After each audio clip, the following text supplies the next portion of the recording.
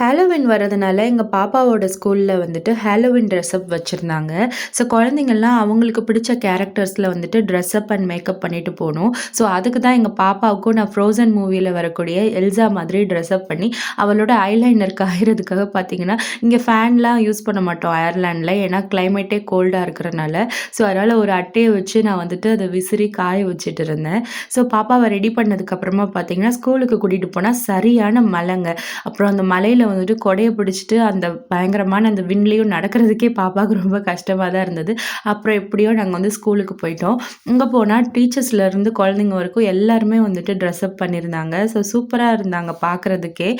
சில பேர் விட்ச் மாதிரி, சில பேர் அஸ்ட்ரோனட் மாரி, சில பேர் ஸ்கெலிட்டன் மாதிரி அவங்களோட பிடிச்ச கேரக்டர்ஸ வந்துட்டு அவங்க வந்து ட்ரை பண்ணிட்டு வந்திருந்தாங்க. எங்க பாப்பாவுக்கு வந்துட்டு ப்ளூ கலர்ல எல்சா மாரி ட்ரெஸ் இல்லாட்டினாலும், அந்த ஸ்ட்ரக்கும் அந்த பர்பிள் கலர் ட்ரெஸ்ஸும் பார்க்குறதுக்கு கொஞ்சம் ஓரளவுக்கு மேட்சிங்கா இருந்தது. நான் அது கூட அந்த க்ரவுனும் ரெடி பண்ணி அனுப்பிச்சேன். ஸோ மத்த குழந்தைங்க கூட சேர்ந்து என்னோட பொண்ணும் அவளோட ஃப்ரெண்ட்ஸ் கூடலாம் ஃபோட்டோ எடுத்து நல்லா என்ஜாய் பண்ணா.